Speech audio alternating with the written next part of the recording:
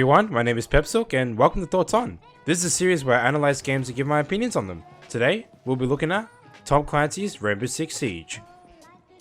Rainbow Six Siege is a tactical first-person shooter game developed and released by Ubisoft Montreal for Xbox One, PS4 and the PC on December 1st, 2015.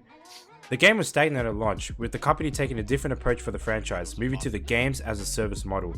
The game that was supposed to come out was Rainbow Six Patriots, a tactical shooter with a strong focus on narrative. This game was revealed, I think, roughly around 2011. I'm estimating it was around that time. Look it up on YouTube to make sure. But essentially, it was a tactical shooter that had like scripted scenes and cutscenes and a lot of like cool, intense moments, similar to the other Rainbow Six games. Due to development hell and technical issues, it was scrapped and Ubisoft decided to reboot the franchise. Which I think was a good decision, even though Patriots was really hyped up by a lot of people, including myself. It just kind of sucked that it got cancelled, but that's alright. Essentially, Siege divides players into two teams of 5. One team will be attacking the objective and the other will be defending. There are 3 game modes that you can play. Bomb has the attackers getting into the objective and planting the diffuser, which they have to defend for a certain amount of time. Defenders have to ensure that the diffuser is defused or make the plant not happen in the first place. I've never understood why Siege decided to change it up with the whole attackers defusing the bomb and the defenders have to defend. It's like the defenders are technically terrorists, but anyway, that's my 2 cents on it. Hostage has the attackers grabbing the hostage and taking them to an extraction zone. Defending is pretty straightforward on that game mode. Secure areas like Domination and Hardpoint from the Call of Duty series, except you have to stay in the point for a certain amount of time. It can be contested by defenders as well. Oh, almost forgot to mention, there's Situations, a mode where you can get started on Siege. It puts you through different scenarios, both attack and defense, and gives you an idea on what the game is. It's the story that I kind of like briefly mentioned at the start of the video, but I only said there wasn't much story. It's like this whole mission called Barlet 9, I think, if I recall. It's like a mission where you have to stop these terrorists from releasing the gas into this school, because they've been killing countless civilians and students. Well, Siege has your typical FPS elements: shooting, aiming, leaning, and sprinting. Pretty straightforward, right? What this game offers over other FPS games, however, is its destructible elements and many angles that you can either create yourself or take advantage of the environment to make it happen. It's basically a mini Frostbite engine, and it looks beautiful when you destroy a soft surface. And just blowing up an entire map, it's just absolutely amazing. Speaking of surfaces, soft surfaces can be anything from walls to floors. Hard surfaces are made by the defenders from reinforcers and cannot be shot or destroyed immediately. Siege has a huge emphasis on team play, so you'll need to coordinate with your team in order to complete the objective. Whether you are in drone phase, gathering information and knowledge of what ops the defenders are playing, as well as defenses,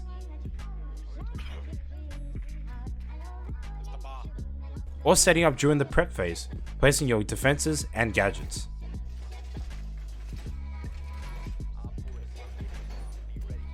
Siege has many operators ranging from hard breachers, who can open up reinforced surfaces, to soft breachers who can break any wall they see fit, and deniers who can prevent defenders from reaching certain paths throughout the map. This game has many roles that can contribute to your team's overall composition, as well as gadgets which can be combined to another teammate or contribute to your team's overall success.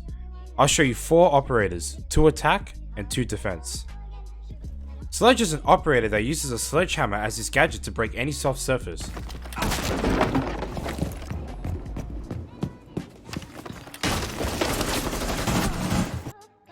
Thatcher utilizes EMP grenades to temporarily disable and destroy any electronics within its radius. Doc uses a stim pistol to either heal himself or teammates who have taken damage.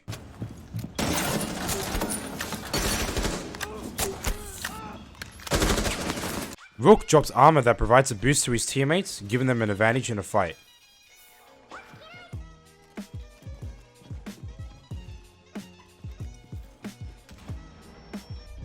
Each operator has their own weapons, ranging from assault rifles to submachine guns, DMRs, pistols, and shotguns. Each weapon has predictable recoil patterns, which allow you to learn the gun's recoil. They can be customized, allowing you to put different barrels, sights, and grips. Sights include 3 one-time scopes and an ACOG. which helps with medium to long range gunfights. Barrels include the muzzle brake, flash hider, compensator, and the extended barrel, which can only be applied to some weapons. Grips include the vertical and angled grip. Angled grips can only be applied to certain weapons as well. Each barrel changes up the recoil significantly, providing bonuses to single, burst, auto, and long range fire respectively. You can play around with these attachments and see what's best for you. Cosmetics are skins and charms, which can be bought from the shop or earned from alpha packs, which I'll get to in just a moment. Lastly, you got your gadgets. These vary different for attackers and defenders. So for attackers, you got breach charges, claymores, stun grenades, and frag grenades. For defenders, you've got bulletproof shield, barbed wire, bulletproof cams, and nitro cells, which is essentially C4. I wanted to give this game its own segment because there's a lot more to it than just killing terrorists. T-Hunt is a mode that places you in one of Siege's multiplayer maps and tasks you to perform an objective. The objectives are pretty much from the game modes, just with artificial intelligence. The one that's different is Classic, a game mode where you just go in and kill to your heart's content. There's 3 difficulty modes: normal, hard, and realistic. What people don't realize is that T-Hunt can be used to learn maps on top of warming up and practicing your sensitivity. When a new map or rework comes out, I usually just hop into T-Hunt Classic and practice a map there, learning the new locations and callouts. It's a great way of developing knowledge on Siege and allows you to make the calls when someone else may not know it.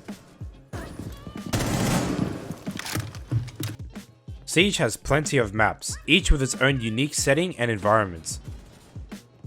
Some of these maps include a bank, houses,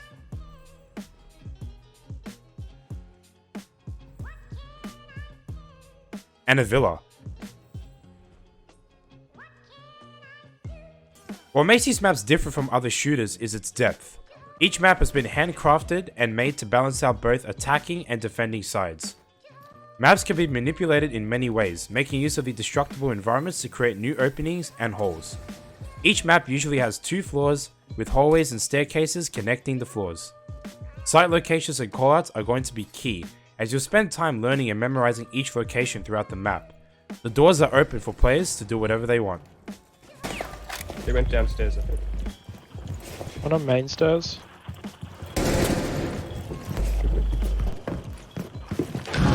One still main stairs. Scared bomb, I have sight. Falcon ping.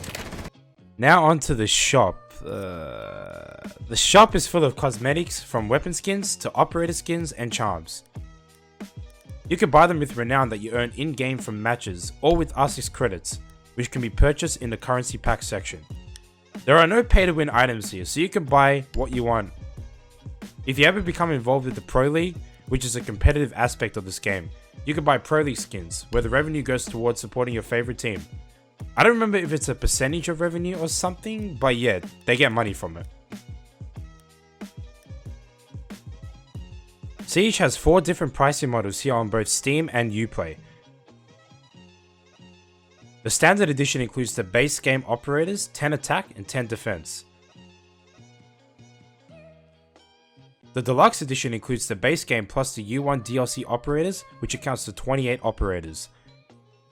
The gold edition includes these 28 operators and the Year 4 pass, which adds an additional 8 operators, and the ultimate edition includes all 52 operators.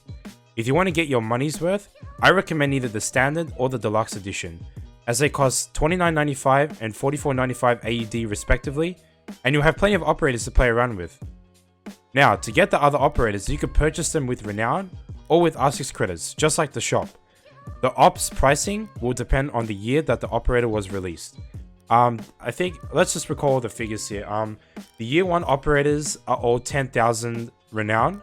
Year 2 operators are 15,000. Year 3, I think, is also 20,000. And the year 4 ops are 25,000. As much as I want to make the video longer, Rainbow Six Siege is an incredibly in-depth game with great gunplay and tactics. There's so much to talk about, and this video can easily go for an hour.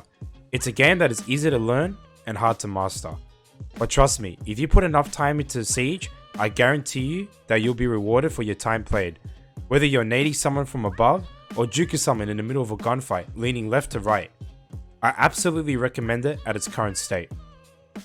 I'd like to recommend a Siege YouTuber by the name of Get Flanked, a person who I have been watching since I started playing in 2018. He has plenty of beginner and intermediate videos, as well as talk about current topics in the Siege community and analysing his own VODs. He has not only helped me get better at the game, but also learned certain roles, peek angles, and things that you shouldn't be doing on both sides. I'll put his channel in the description. Anyways guys, that's it for this video. I hope you enjoyed. I hope I summarized it as best as I could. If you did, like the video, comment if I missed on anything, subscribe for more, and I'll have more coming to you soon. Peace.